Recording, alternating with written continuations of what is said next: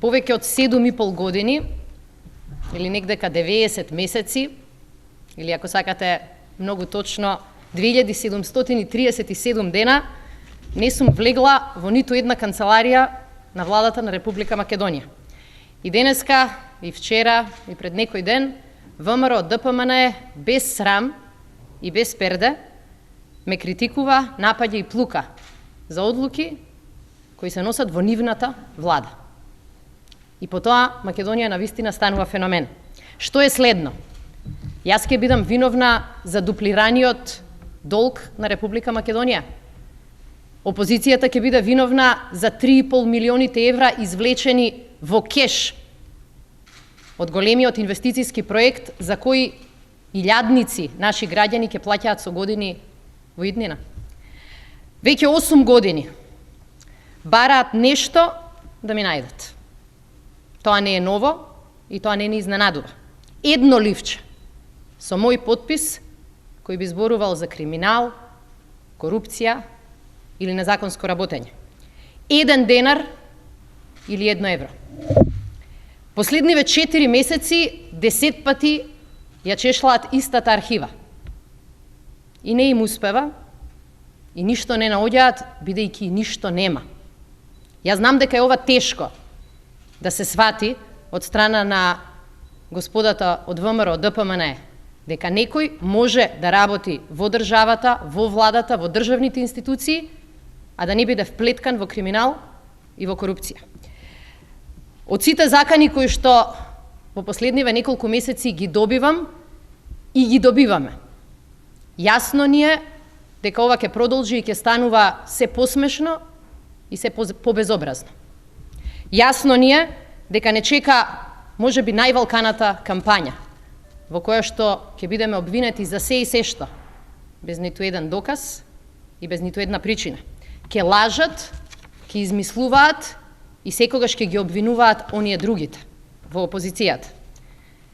Ниту СДСМ, ниту јас лично, нема да дозволиме да бидеме вплеткани во калта во која што тие тонат. Тие, власта, владеачките партии, властодржците тоа го сакаат. Тие сакаат таква кампања. Сите сме исти, сите сме корумпирани.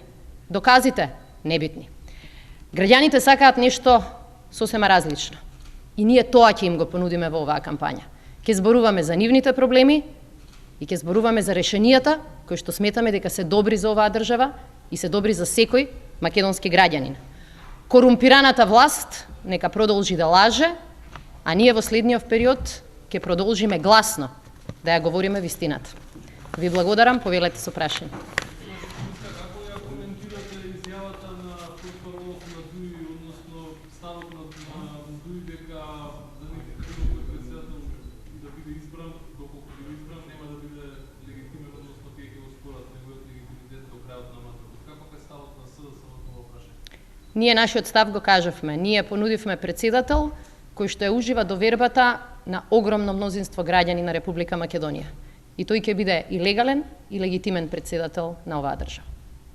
Повелете. На вашата кампања на Македонија треба председател. Ве прашувам дали до сега Македонија нема председател и кој според вас бил председател на Македонија? Мислам дека ова прашање да им го поставите на граѓаните на улица ќе ви го дадат сличниот одговор. Македонија во изминативе 5 години за жал имаше невидлив председател кој ниту еднаш не го искористи своето право да коригира некој од грешките на извршната власт. Ниту еднаш не го искористи своето право да отвори диалог, дебата, дискусија за било кое важно државно прашање. И ние со жалење мораме да констатираме дека главниот слоган на кампањата ни дојде од граѓаните на Република Македонија. Кога ги прашувавме каков председател сакате, тие побараа вистински председател. Председател кој што ќе ги представува нив, а не политичката врхушка која што го избрала. Господин Шекеринска, дали од моментот на распишувањето на изборите до сега препознавате некаков тип на говорна образа од сите што претендираат на нешто на овие избори, било председателски или парламентарни, и дали очекувате говорна образа засилен во текот на изборната кампања?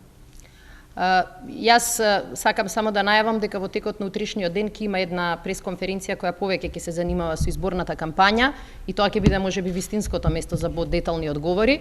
Меѓутоа сакам уште еднаш да повторам дека не сме загрижени само за говорот, туку и за атмосферата и настаните кои претходат на оваа изборна кампања. Да не заборавиме, бомба беше фрлена пред штаб на СДСМ, во кој што во моментов седеа повеќе од 30 млади. На страна што се членови на СДСМ, 30 млади луѓе во центарот на нашиот град можеа да настрадаат. До ден денеска МВР не излезе со никаква информација, освен првичната пред да почне истрагата дека не било наменето за СДСМ. Од каде тоа МВР го знаеш? Како е возможно толку долго ништо да не можат да ја понудат на јавноста? Овој случај, рушењето на нашиот штаб во центар, не прават многу задоволни од начинот на кој се спроведува кампањата. Но како што кажав, нашата цел не е власта. Нашата цел, нашата обврска, нашата одговорност е кај граѓаните на Република Македонија и ние таа своја одговорност ќе извршиме. Ви благодарам.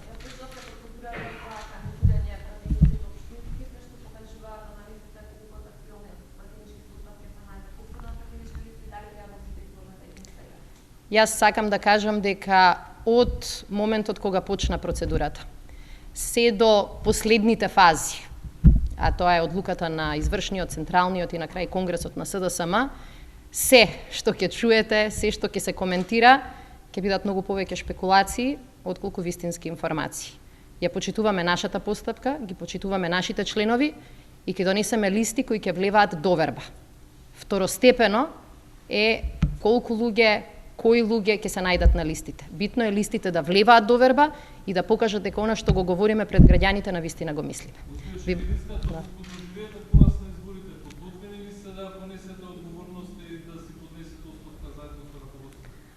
Може јас да одговорам со контрапрашање.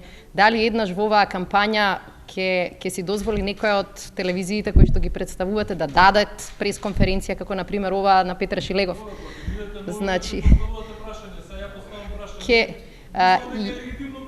прашањето е легитимно. Ние, како што чувте и на нашиот конгрес, како што ќе чуете и во текот на кампањата, имаме да завршиме работа. И таа работа е да ја спасиме оваа држава и да ги вратиме институциите кои што ги заслужува. И ние таа наша задача ќе ја завршиме. Ви благодарам на вниманието.